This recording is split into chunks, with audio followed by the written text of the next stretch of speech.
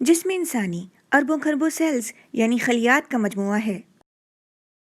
Cell کی صحت کا دار و مدار اس کے ارد گرد کے ماحول پر منحصر ہوتا ہے، جسے ہم انٹرسٹیشل فلوئڈ کہتے ہیں۔ لیکن جب اس فضا میں گندگی پیدا ہو جاتی ہے تو خلیوں کو بھی متاثر کرتی ہے اور اسی وجہ سے بیماریاں پیدا ہوتی ہیں۔ دیکھیں، ہماری باڈی میں ویسٹ مٹیریلز کو ریموو کرنے کے لیے بہت سارے عضو ہیں۔ سب سے پہلے کڈنیز کے نیفرونز جسم کے سولیبل ویسٹس کو باڈی سے ریموو کرتے ہیں۔ لنگز ہر سانس کے ذریعے آکسیجن جسم میں داخل کر رہے ہوتے ہیں اور کاربن ڈائی آکسائڈ کو جسم سے خارج کر رہے ہوتے ہیں۔ جو غذا ہم منہ کے ذریعے اندر لیتے ہیں اور ڈائجیشن یعنی ہضم کے بعد جو مٹیریلز ویسٹ ہوتے ہیں وہ کولون سٹول کی شکل میں باہر نکال دیتا ہے۔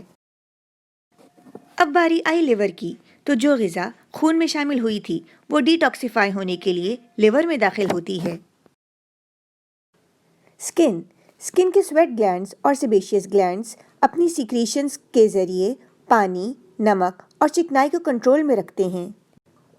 ان ایکسکریٹری سسٹمز کے علاوہ بھی باڈی میں بہت سے ڈیفنس میکانزمز ہوتے ہیں جو باڈی کو ٹاکسنز، جرمز اور فری ریڈیکل انجریز سے بچا رہے ہوتے ہیں۔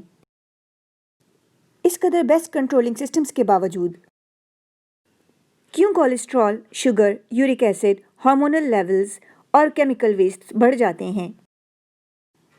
کیوں Covid, cancers, autoimmune diseases اور دیگر بیماریاں اس قدر کامن ہو رہی ہیں جبکہ میڈیکل سائنس تو عروج پر ہے؟ جواب اس کا سادہ سا ہے، ہم فطرت سے دور ہو گئے ہیں۔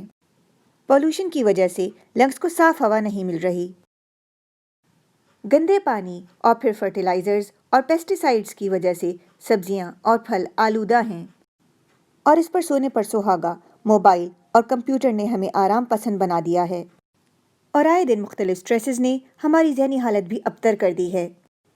ظاہر ہے اس صورتحال میں ایکسکریٹری سسٹم صحیح کارکردگی کیسے ادا کر سکے گا؟ باڈی میں ویسٹ مٹیریلز ٹھہریں گے اور مختلف قسم کی بیماریاں جنم لیں گی۔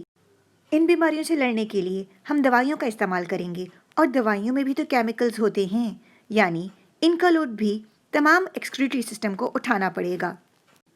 آخر اس کا حل کیا ہے؟ سادہ طرز زندگی۔ ایک ہیلدی لائف کے لیے ہمیں کچھ تبدیلیاں لانی ہوں گی۔ سب سے پہلے اللہ تعالیٰ سے رشتہ مضبوط کرنا، to kill our stresses and anxiety. Organic diet, غذا میں بہتری لانے کے لیے، ڈیلی ایکسرسائزز، جسم کو چست رکھنے کے لیے، اینڈ سے نو ٹو ایڈکشن۔ اور ہاں، فضا کو آلودگی سے دور رکھنے کے لیے درخت لگائیں۔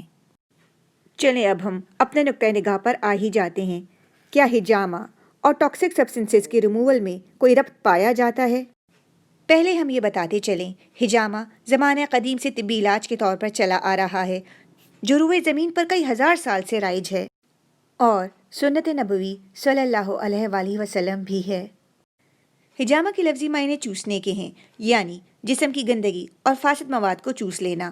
گو اس طریقہ علاج پر ریسرچز جاری ہیں، مگر اس کی افادیت سے قطعی طور پر انکار نہیں کیا جا سکتا۔ جس طرح کڈنی کے نیفرونز یہ بات جانتے ہیں کہ کس چیز کو جسم سے باہر نکالنا کارآمد ہے اور کس چیز کو جسم میں رکھنا، قریب اسی طرح ہجامہ کے عمل کی بائیو کیمسٹری اور فزکس بھی اس سبق کو پہچانتی ہے۔ یہی نہیں بلکہ ہجامہ سے باڈی کے ڈیفنس میکانزمز بھی پرووک ہوتے ہیں۔ اور یہ تو صرف ہلکا سا اوور ویو تھا ہجامہ کی افادیت پر، جس کو سمجھانے کے لیے اتنی لمبی تمہید باندھی گئی، جبکہ حقیقتاً